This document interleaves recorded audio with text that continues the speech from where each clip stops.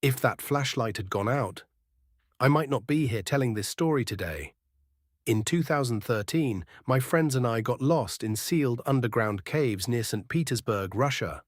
No cell service, no map, no idea where the exit was. One by one, our flashlights died.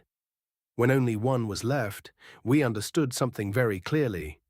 If it failed, the darkness would become absolute. And in absolute darkness, a person doesn't just lose direction. He starts losing himself. I was born in Leningrad, the city now known as Saint Petersburg. It's in the northwest of Russia. When I was a child, it wasn't even Russia yet. It was the Soviet Union, a country that no longer exists. The flag changed. The system changed. The name changed.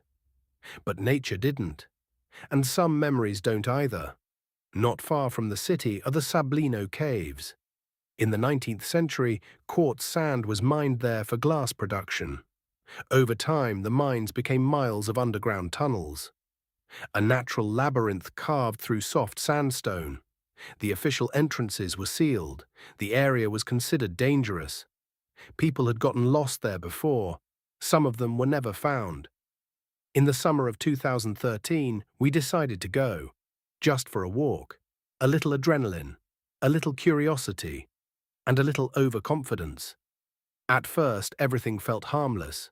A tourist trail, open grottos, photos, jokes. Then one of my friends noticed a ravine off to the side. At the bottom, a dark opening, not marked, not fenced, not meant for visitors. I remember that moment. You stand in front of darkness, and you know this isn't a theme park attraction. But when you're in your 20s, danger feels abstract. So we climbed down.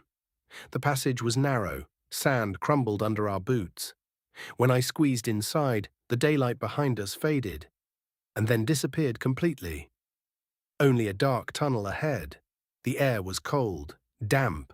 Water dripped from the ceiling. Every step echoed. At first, it was exciting. We shined our flashlights along the walls.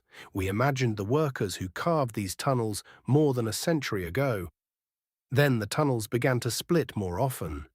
Then they began to look the same. Then they began to confuse us. After a couple of hours, someone said, "It's time to head back." We turned around, and almost immediately, something felt wrong. "Are you sure we came from this way? Wait, wasn't there a mark here?" The tone changed. We walked one corridor, then another. Every turn looked identical. Sandstone walls, the same damp air, the same silence. At first, it wasn't panic. It was doubt. You assume you just missed a turn, but slowly you realize more time has passed than you thought. And underground, there are no landmarks, no horizon, no sun, no outside sound. The first flashlight started to dim. We shrugged it off. Then another one died. We began switching them on and off, using only one at a time. The conversations became shorter. The cold grew stronger. Moisture crept through our clothes. My fingers started to feel numb. At some point, one of my friends said quietly, "What if no one finds us?" No one answered. Another flashlight went dark, and then the tension began. Whose idea was this? We all agreed. We should have turned back earlier.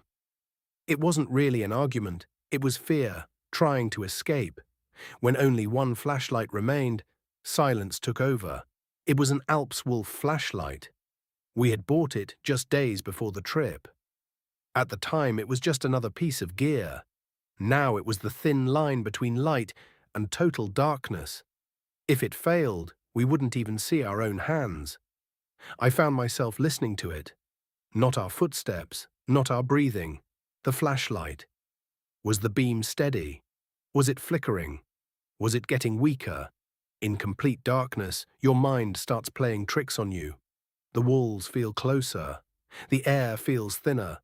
The space feels like it's shrinking. At one point, one of my friends stopped walking. "I don't even know where we're going anymore." There was no anger in his voice, just exhaustion, almost panic. Another friend snapped back, "If we stop, we definitely won't get out." That's when I realized the danger wasn't only around us, it was inside us. If we lost control as a group, we were done. We forced ourselves to speak calmly, slowly, rationally. And then I felt it.